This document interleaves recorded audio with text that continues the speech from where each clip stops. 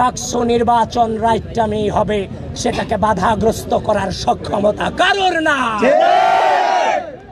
এবার আমি আলোচনায় আসে ঢাকা বিশ্ববিদ্যালয় প্রশাসন, ঢাকা বিশ্ববিদ্যালয় নির্বাচন কমিশন। আপনারা এমন একটা নির্বাচন আয়োজন করতে গিয়েছেন যেখানে আপনারা নির্বাচন বন্ধের ফাঁক ফোকর রেখেছেন।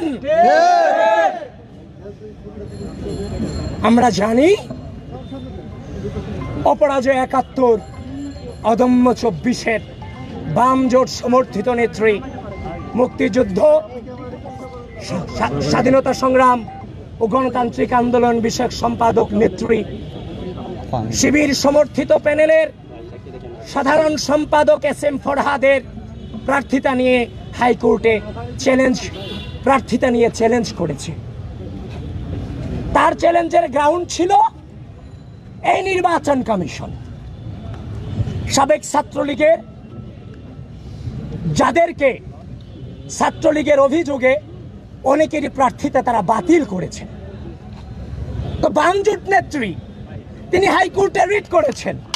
ঠিক একই ক্রাইটেরিয়াতে SM ফরহাদ, যে সোশ্যাল ওয়েলফেয়ার ইনস্টিটিউশনের ছাত্রলীগের জয়েন্ট সেক্রেটারি ছিল, সে ওই মুহূর্তেও পদত্যাগ করেনি, ৫ আগস্টের আগেও পদত্যাগ করেনি, ৫ আগস্টের পরেও পদত্যাগ করেনি। তাহলে একজন চিহ্নিত ছাত্রলীগ নেতাকে বাকিদেরকে বাদ দিয়ে তাকে কেন প্রার্থিতা বৈধতা দেওয়া হলো, সেটা নিয়ে বামজোট নেত্রী রিট দায়ের করেছেন। সে যে রিট দায়ের করেছেন তার গ্রাউন্ডে রেখে হাইকোর্ট নির্বাচনকে নাকি স্থগিত করেছেন। আমরা বিশ্ববিদ্যালয় প্রশাসন এবং নির্বাচন কমিশনকে বলছি, আপনারা তামাশা করেন ঢাকা বিশ্ববিদ্যালয়ের স্টুডেন্টদের সাথে। আপনি একই ক্রাইটেরিয়াতে তাদেরকে বাদ দিলেন, তাকে রেখে আপনি যে ফাঁক ফোকর রেখেছেন, সেই ফাঁক ফোকরের সুযোগ আজকে বিভিন্ন জন, বিভিন্ন অপশক্তি, বিভিন্ন পরাজশক্তি বিভিন্নভাবে নিচ্ছে। স্পষ্টভাবে জানিয়ে দিতে চাই, এই ঢাকা বিশ্ববিদ্যালয়ের মাটিতে আগামী ৯ সেপ্টেম্বর ডাকসু নির্বাচন অনুষ্ঠিত হতেই হবে, হতেই হবে, হতেই হবে।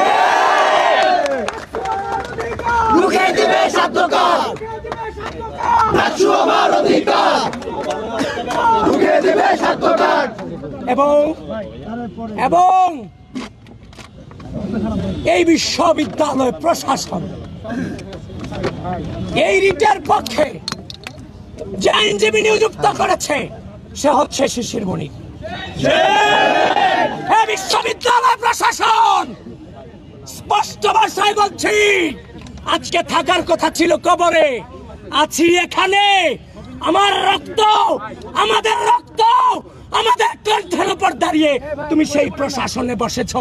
তোমাকে তো কোনো দলের প্রতিনিধিত্ব করার জন্য বসানো হয় না। প্রিয় ঢাকা বিশ্ববিদ্যালয়, ঢাকা বিশ্ববিদ্যালয়ের মাটিতে আগামী ৯ সেপ্টেম্বর ডাকসু নির্বাচন হতে হবে এবং উপস্থিত যে ছাত্রবৃন্দ এখানে আছেন আপনাদেরকে স্পষ্ট নির্দেশনা দিচ্ছি, আমাদের প্রচার কার্যক্রম এখান থেকে আবার আমরা রুট টু রুট ফিরে যাব, হল টু হল ফিরে যাব। নির্বাচন হবে, নির্বাচন হবে, নির্বাচন হতে হবে।